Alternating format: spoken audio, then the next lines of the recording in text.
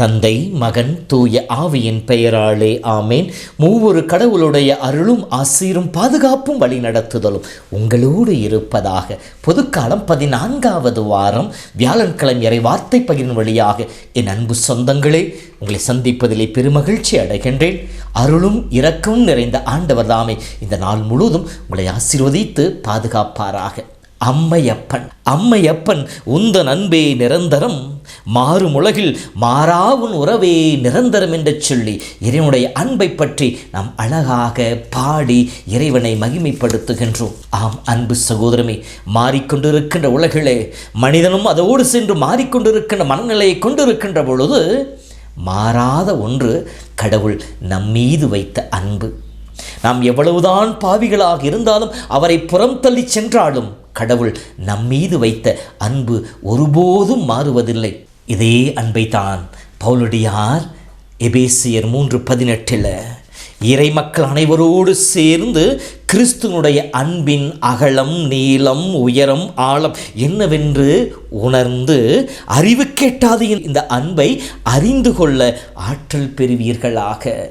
இறைவன் நம்மீது கொண்டிருக்கின்ற அன்பு, இந்த மாறாத அன்பை நம்முடைய அறிவினால் உணர முடியாது. அறிவுக்கு எட்டாத என் அன்பை உணர்ந்து அறிந்து கொள்ள முயற்சி செய்யுங்கள் என்று சொல்லி அழைப்பை விடுக்கின்றார்.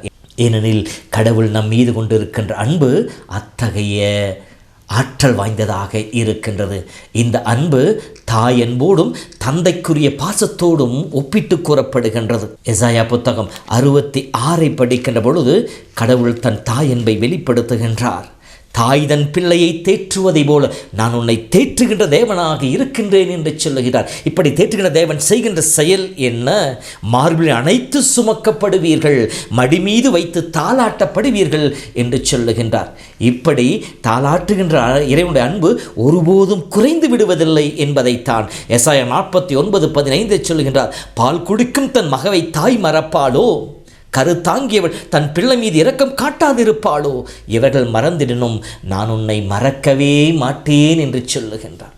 உன்னை என் உள்ளம் கைகளில் பொறித்து பாதுகாப்பேன் என்று சொல்லுகின்றார். அதே போல தந்தை அன்பை பற்றி சொல்லுகின்ற பொழுது எரேமியா 31:3 உனக்கு நான் முடிவில்லாத அன்பு காட்டியுள்ளேன், எனவே என் பேரன்பால் உன்னை ஈர்த்துள்ளேன், என் பக்கம் ஈர்த்துள்ளேன் என்று சொன்னவர் 31:9 ஆறுதல் அளித்து அவனை நான் அழைத்து வருவேன், நீரோடை ஓரமாக அவர்களை நான் நடத்தி செல்வேன், இடறி விழாதவாறு சீரான வழியில் அவர்களை நடத்தி செல்வேன், எனில் நான் இஸ்ராயலின் தந்தை என்று சொல்லுகின்றார். தாயாக தந்தையாக கடவுள் நம்மீது அன்பு கொண்டிருக்கின்றார்.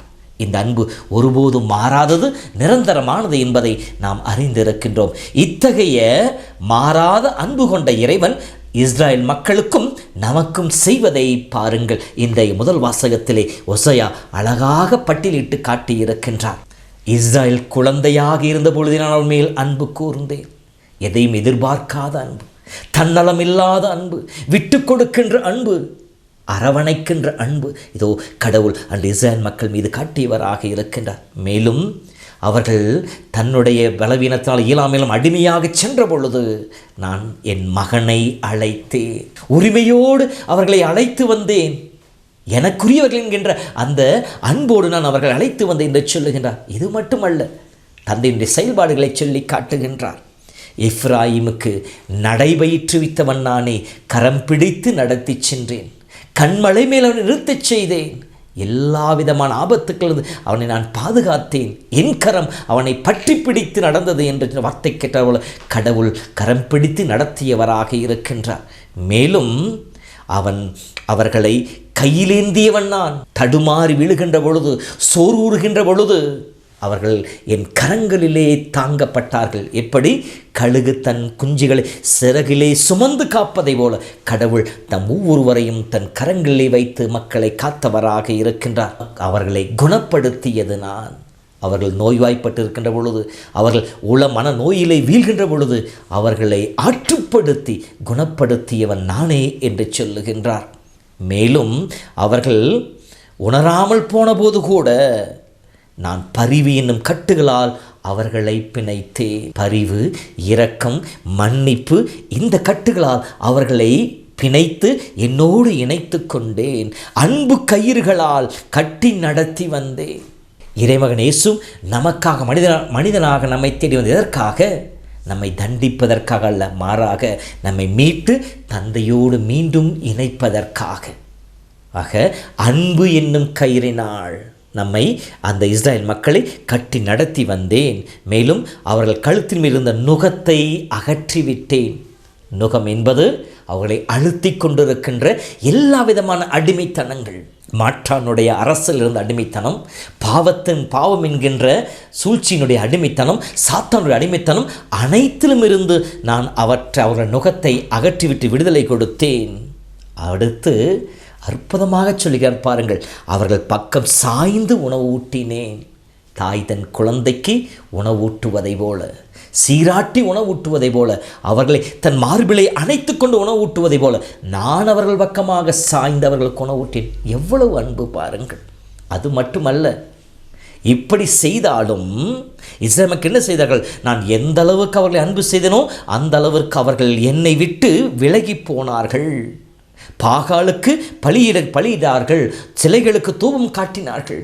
இப்படி எரேமியா 2:14 சொல்வதை போல, வாழ்வு கூற்றாகி என்னை புறக்கணித்து விட்டு ஒன்றுக்கும் உதவாத ஓட்டை சட்டிகளை தன் கைகளில் சுமந்து கொண்டார்கள் என்ற வார்த்தைக்கு ஏற்றார் போல இறைவனை புறக்கணித்து சென்றார்கள். இப்படி அன்பு காட்டி இறைவனை புறக்கணித்து சென்றபோது கூட கடவுள் செயல்பாடு அன்பில் மாற்றம் இல்லை. நேற்றும் இன்றும் இன்றும் மாறாதவர், இருந்தவர், இருக்கின்றவர், வரவிருக்கின்றவருமாகிய கடவுள் நானே என்று சொல்லி தன்னை வெளிப்படுத்திய கடவுள் என்றும் மாறாதாக இருக்கின்றார். அவரை அன்பிலே குறைபாடு இல்லை. என் உள்ளம் கோபத்தை விருத்து ஒதுக்குகின்றது. இவர்கள் செய்கின்ற பொழுது இவர்கள் அறியாமல் செய்கின்ற உணர்ந்து கொண்டு இவர்கள் கோபப்படுவதற்கு பதிலாக இரக்கம்தான் பொங்கி வழிகின்றது. என் மக்கள் இப்படி வீழ்ந்து கிடக்கின்றார்களே, அறியாமல் கிடக்கின்ற சொல்லி அவர்கள் இரக்கம்தான் பொங்கி வழிந்து கொண்டிருக்கின்றது. என் சீற்றத்தின் கனலை கொட்ட மாட்டேன், என் கோபத்தினால் அவர்களை தண்டிக்க மாட்டேன், மாறாக அவர்களை நான் ஆசீர்வதிப்பேன், அவர்கள் நடுவிலிருந்து அவர்களை காப்பேனில் நான் தூயவர் என்று சொல்லுகின்றார். அன்பு சகோதரமே, கடவுளுடைய அன்பை பாருங்கள். அன்று இஸ்ரேல் மக்களுக்கும் இன்று நமக்கும் இறைவன் தன் அன்பை வெளிப்படுத்தி காட்டுகின்றார்.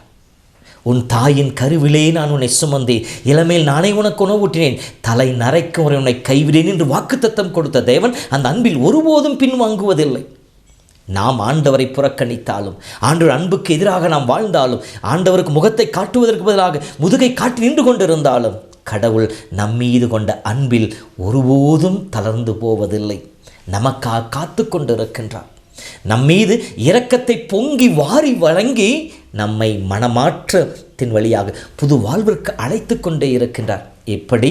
தன்னை நோக்கி திரும்பி வந்த தன் மகனை போய் ஆற தழுவி அன்பு முத்தமிட்டு அவனுக்கு எல்லா கொடைகளையும் கொடுத்து மீண்டும் தன் மகனாக ஏற்றுக்கொண்ட அந்த ஊதாரியின் தந்தையைப் போல மாறாத அன்போடு கடவுள் நம்மை அரவணைப்பவராக இருக்கின்றார். நம் நிலை உணர்வோம். அன்று இஸ்ரேல் மக்களைப் போல இன்று நாமும் ஆண்டவரை புறக்கணித்தவர்களாக, இறைவன் அன்பு செய்வதற்கு பிரதி அன்பு காட்டாமல் அவரை நம்முடைய சொல்லாலும் செயலாலும் அவரை வெறுப்பவர்களாக, வேதனைப்படுத்துபவர்களாக இருந்தோமெனில், இதோ இன்று இறைவன் சொல்கின்றார், உன்னுடைய செயலால் நான் கோபமடையாமல் என் இரக்க பொங்கி வழிந்து உன்னை தேடி வருகின்றது. என் அன்பு மகன் அல்லவா நீ, என் அருமை செல்லம் அல்லவா நீ, உனக்காய் என் இதயம் ஏங்கி தவிக்கின்றது என்று எரிமையா சொல்வதை போல நம் ஒவ்வொருவருக்காம் கடவுள் ஏங்கி தவிக்கின்றார்.